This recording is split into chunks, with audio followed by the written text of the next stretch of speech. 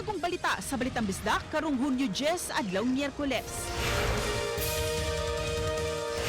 Lalaki nga naglabay og sinako nga mga basura sa sapa sa Mandawi City nasakpan. 2 anyos nga batang babay napalgang naglutaw sa usa ka gikaut nga septic tank sa Ormoc City. Babaeng rider patay human nalatayan og trailer truck sa Mandawi City. Og 376 ka mga mananagat sa Lapu-Lapu City nakadawat og kapin sa 2,000 pesos nga ayuda. Kini ang GMA Regional TV, Balitang Bisdak. Mayong hapon, ako si Cecil Kibod Castro.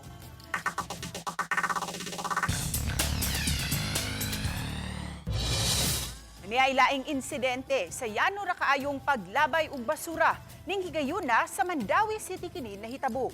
Nakuhaan og video ang usa ka lalaki nga milabay sa sapa sa sako-sakong basura. Ang detalye sa report ni Nico Sereno.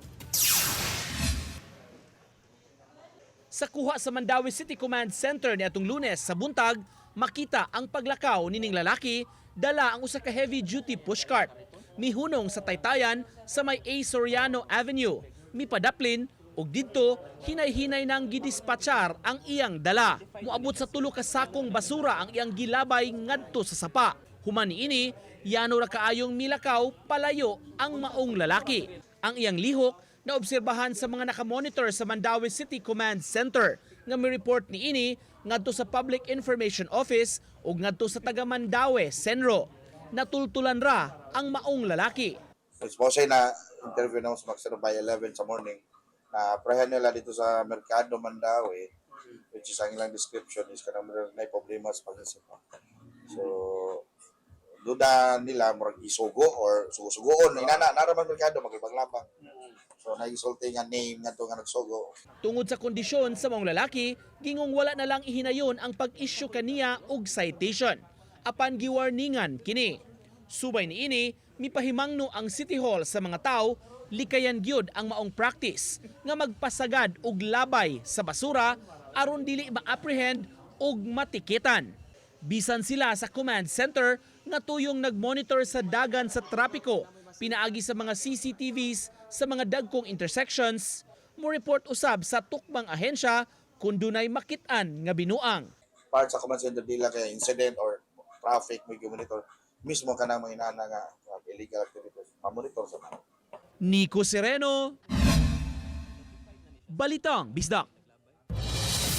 Nakabsan sa iyang kinabuhi ang 38 anyos nga babaeng rider human malatayan sa usa ka dakong truck sa Kansaga Bridge habig sa Dakbayan sa Mandawi. Nahitabo ang aksidente kagahapon sa hapon dihang ang motor sa biktima naigo sa truck. Ang truck driver giingong wa makabantay sa hitabo ug nagpadayon lang sa pagmaneho. Apan pinaagi sa puwersa sa team enforcers, nagukod ang driver sa unahan nga mall ug didto na gidakop tungod sa iyang nahimo. Wala pa to nakuha, nagdidibaw. Ano na may mga CCTV. Wala na'y kinabuhi dihang nakitaan ang lawas sa 2 anyos nga si alias May sa barangay Gintigian sa Ormoc City. Sa investigasyon, nasayran sa Ormoc City Police Station 2 nga milakaw ang inahan sa biktima sayo sa buntag aron mamalit og mga school supplies ug gibilin ang maong bata sa iyang bayaw nga babay. Wala na ang bata dihang miuli ang inahan. Sa ilang pagpangita, nakita nila ang bata nga galutaw na sa kinautang bahin sa likod sa panimay nga may tubig sa himuon nila nga septic tank. Parayon pa ang investigasyon karon sa kapulisan. Kay na kuan siya sa paglaba. Sige siya glaba ba? Nabisi siya? Nabisi siya sa paglaba ba?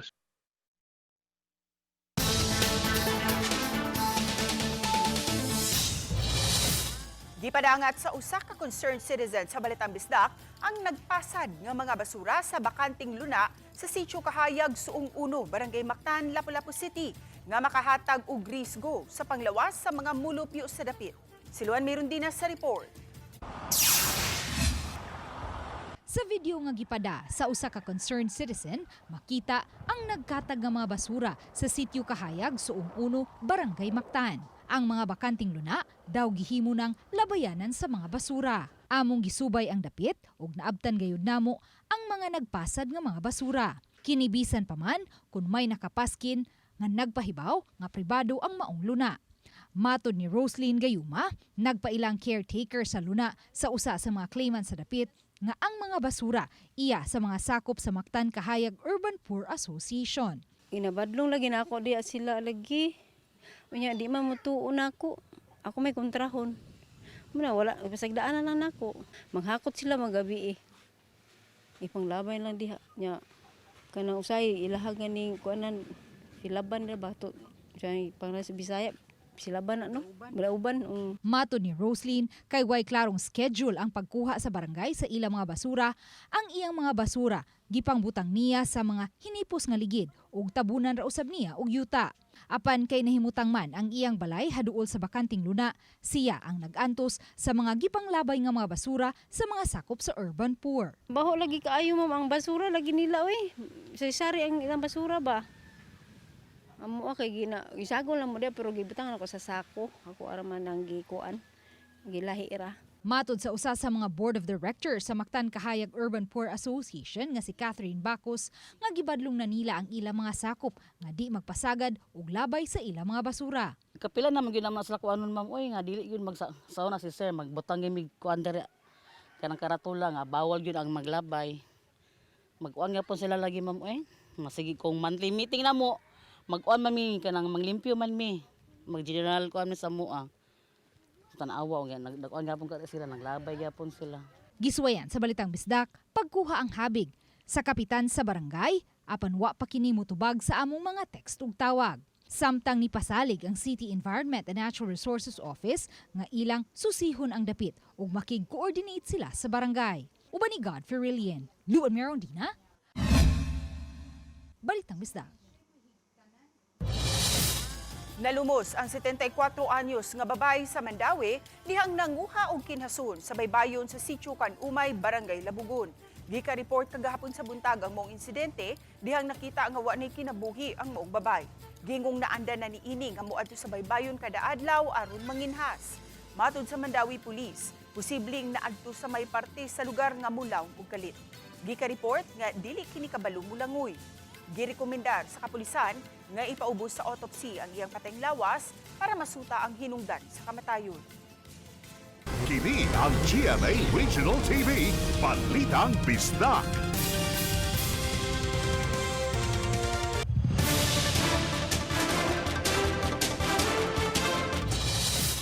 Sugda na ug masagabii ang tulo ka semana nga pagtrabaho sa pagpadako sa culvert sa drainage system sa Mansueto Road, Barangay Bulacau, Talisay City.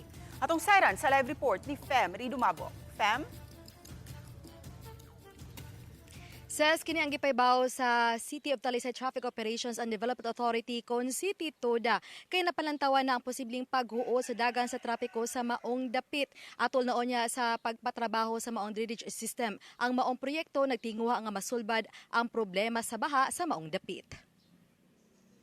Dinhinining sulunong bahin sa Mansueto Road na panlantawan nga mapiktuhan unya ang dagan sa trapiko sa pagsugod na unya sa phase 2 sa pagpatrabaho sa drainage system. Ang drainage project kabahin sa isumpay sa gitrabahong drainage system sa DPWH niadtong 2024. Aron matagan og kasulbaran ang suliran sa pagbaha sa National Road sa Barangay Bulacau sa gayon nga mabunok ang kusog nga uwan. Gibutangan kini og box culvert sa DPWH. Apan kay ang sumpay niini nga culvert sa may Mansueto Road, adunay gidak-on lang nga 32 inches o kun gamay lang itandi sa gisumpay nga box culvert. Hinungdan nga bahaon gihapon ang National Highway ug ang maong sulunong nga lugar. Hinungdan nga ang City Engineering Office ang nidugang og 42 inches nga culvert diha sa Mansueto Road niadtong katapusan sa Pebrero. Ug ang phase 2 niini ang sugdan ugma sa gabii. Na kani nga portion is gamay jud kaayo ni siya nga culvert. Kanang 32 inches ra gyud ni siya nya ang gikan sa National Highway is dako jud ni siya nga box culvert Ato ni sa DPWH. DPWH nga trabaho niya inikaabot niya diri ni sumpay man siya og culvert 32 inches ra gyud siya so mo ulbo gyud ni siya diri kapita mo ni siya mo awas diri Maabot gyapon sa mo awas siya nya mo agi sa daan mo ni mo reklamo ang mga tagbalay diri. Mao to purpose sa contractor nga mag-start siya kanang summer na para dili mabalda ilang trabaho para tuloy-tuloy ilang trabaho summer kay walay uwan. Mana na yun gid to ang phase 1 pag wa ko masayop atong March na. Phase 2, sumpay atong sa phase 1 kay ato man nakitaan dito, nakitaan sa contractor nga ang ilang catch basin nga sumpayon unta same rig po size sa RCP tong sa tong 32 ra inches. Nakapaygay nag-public hearing ang City Toda uban sa mga opisyal sa barangay sa mga apektuhan unya sa proyekto. Niadtong Domingo. Awhag lang nila nga while nag-andam ta og traffic plan sa syudad para diha sa sulod, mo awhag sa kus mga lumulupyo nga mag-conduct sad sila ilang kaugalingon personal nga traffic plan. Once nga di sila makaagi sa main road yes may Mansueto compound, dunay laing dan nga pribado nga gihimong diversion road unya ang mismo ang tag-iya sa maong luna mihatag og pagtugot. Adunay 400 ka household ang mapiktuhan sa paghuot sa trapiko. Hinungdan nga duha ka diversion road ang gitrabaho karon sa City Engineering Office. Una magsugod ang pagdugang sa culvert. Dali ra siya ma-install ba ang mga tao dili mahasol. Mo ni siya gi culvert lang nato siya kay kuan naman ni siya is duha naman na naman si existing nga 32. So pun ana to og 42 mosumpay siya diri sa 48 og na inspection sa DP. 48 ko na siya padong dito sa kuan. Sa outfall sa sapa. Ubay-ubay silang mga sakyanan, temporary lang una og parking og asang dapita. Unya i-avoid ang pagparking diha along sa daan.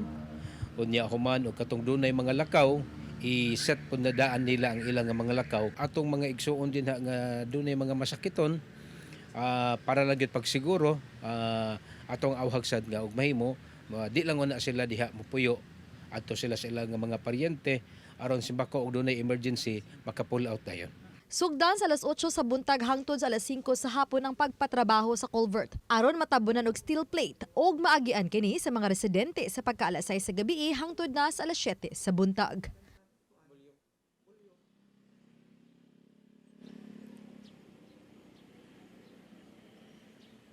Ses, kay gitrabaho pa man ang diversion road alang sa mga apektadong residente sa maong Mansueto Road, hinungdan nga matod sa City Engineering Office nga posibleng sa sunod semana pagid kasugdan ang pagdugang og culvert hinuon ugma sa gabi sugod nang mag-abot-abot ang mga gikinalang ekipo alang sa maong pagpatrabaho sa drainage system. Ang maong proyekto nagkantidad og gibudgetan kini og 3 milyones pesos. Ses, Dagang salamat, Femery Dumabok.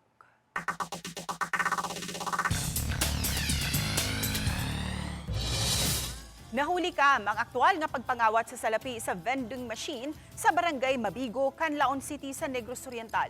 Sa CCTV footage, makita ang usa ka lalaki nga naghudi nagalakaw paingon sa vending machine piso wifi nga iya sa pamilyang Pedregal. Wala na masayod ang tag-iya sa vending machine kung pilay sulod ni ini. Sa laing kuha sa CCTV footage, makita ng suspect nga gitabunan pa ang ulo sa karton. Wala na makuhai sa CCTV ang pagbiya sa maong suspect. Mibalik kini nga gatalikod na sa CCTV ug didto na gihimo ang pagpangawat. Samtang nahuli kam usab ang aktual nga pagkawat sa usa ka motorsiklo sa Barangay Poblacion 8 sa Tanay City. Makita sa CCTV ang usa ka lalaki nga miduol sa motorsiklo nga nakaparada daplin sa karsada. Miabot usab ang lain pang lalaki nga nagmotorsiklo. Taod-taod gihandus na sa maong lalaki ang motor ug dayong sibat. Matod sa tag-iya sa motorsiklo, nga tuyo niyang gibiyaan ang iyang motor sa maong dapit, kay gikinahanglan na siyang mo-report sa trabaho sa Dumaguete City ni atong adlaw. Tungod sa kuha sa CCTV, nailhan og nasikop na ang suspect. Giapod-apod ang mga school bag ug mga libro alang sa mga estudyante. Gipatuman kini sa gobyerno sa tibuok nasod. Ang detalye sa report ni Nico Sereno. Sa Mandaue City Central School, gihimo ang simultaneous kick-off sa distribution sa mga school supplies para sa mga estudyante. Ang mga gipanghatagan, mga kindergarten hangtod sa grade 3 students. Naglakip niini kining nagkadaiya nga mga storybooks sa Ingles ug Filipino nga pinulungan. Duna sa mga school bag nga gipang-apod-apod sa mga estudyante. School bags provided by the Office of the President. May kasama po siyang mga school supplies and the storybooks provided by DepEd through our generous donors. Ito lang po ang launching natin. We'll continue to provide this the storybooks and the school bags to all our learners in K-Stage 1 to 3 sa buong Pilipinas. Gipangunayan ang distribution sa bags o books sa mga opisyales sa DepEd Central Office. Mihimusab ang mga education officials og pag-inspeksyon ug pag-obserbar sa pipila ka mga klasihan. Sa tinguha nga mas mapalambo pa ang pagbasa sa atong mga kabatan-unang estudyante, ipang-apod-apod unya sa gobyerno kini nga ang mga storybooks ug lain-lain nga mga workbooks labi na sa mga kabatan-unan gikan sa kindergarten hangtod sa grade 3 sa katuyuan sab nga mas maengganyo sila sa pagbasa. Kasi nakikita naman natin literacy mababa, so hindi na yung mga bata hindi na gusto magbasa, hindi na iintindihan ang binabasa. So we want them to love reading, so we provided them storybooks na sa tingin namin matutuwa sila na talagang ito yung bagay na mag-eengganyo sa kanila to love reading. So yung storybooks ay piling-pili po talaga yan for their levels, angkop sa kanilang level at angkop sa kanilang interest. Pundasyon yun ng ating learning, and so kailangan talaga simula pagkabata, kahit hindi pa nga pumapasok sa eskwelahan, siguro kailangan tinuturuan ng magbasa ang mga bata. Kung foundational yun at kung tayo ay magtatagumpay sa future at kung gusto talaga natin na mas handa yung mga workers natin para sa kinabukasan, yung pagbabasa, kailangan talaga. Samtang gipasalig sa DepEd ang dugang mga construction nga mahitabo sa mga eskwelahan, labi na sa mga school buildings. Tungod sa dakong pondo nga gitagana karong tuiga para sa education sector. Nico Sereno, Balitang Bisdak. Gipadala na sa provincial government sa Bohol ang ilang emergency response team nga gitawag og Tarsier 117 sa General Santos City ug sa Sarangani Province aron mutabang sa search and rescue operations. Matud ni PDRRMO Head Dr. Anthony Damalerio, mulungtad hangtod usa ka semana sa Mindanao ang ilang team. Gitugan usab ni 3rd District Board Member DJ Balite nga giaprobohan na sa sangguniang panlalawigan sa Bohol ang 5 million pesos na financial assistance alang sa mga naapektuhang local government units. Hinumduman ni atong Lunes, gitay og sa kusog nga linog ang Southern Mindanao. Gipaybaw sa tagapag-asa nga misamot ang kainit sa sea surface temperature sa Pacific Ocean. Gipasabot sa maong buhatan nga mutumaw ang El Nino phenomenon kung natala ang abnormal warming. Base sa climate models, adunay dakong posibilidad nga ma-develop kini sa full-blown El Nino nga posibleng mulungtad hangtod 2027. Nagpahimang usab ang pag-asa nga makasinati usab kita og uwanon nga panahon kung mudungan ang El Nino karong panahon sa ting-uwan. Mga kapuso, dakong premyo ang nagpaabot kaninyo sa Kapuso Big Time Panalo Season 5. Muabot sa 6 million pesos ang premyo. Ug sa unang higayon, adunay duha ka mananaog nga makadawat sa grand prize nga 2 million pesos tax-free. Gawa sa grand prize winners, adunay napo nga mudaog sa 50,000 pesos, 100 winners sa 5,000 pesos ug 280 winners sa 1,000 pesos. Mutapos ang pagpanawat sa mga entries karong August 7, 2026.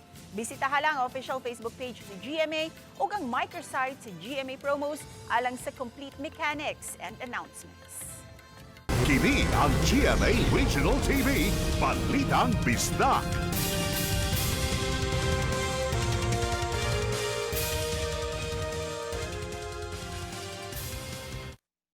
Kini ang GMA Regional TV, Balitang Bisdak.